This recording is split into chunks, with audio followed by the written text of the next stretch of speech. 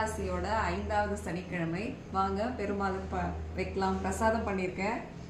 5 விதமான சாதம், வடை பண்ணியிருக்கேன். வாங்க வைக்கலாம். கோவிந்தா கோவிந்தா கோவிந்தா கோவிந்தா கோவிந்தா கோவிந்தா கோவிந்தா கோவிந்தா.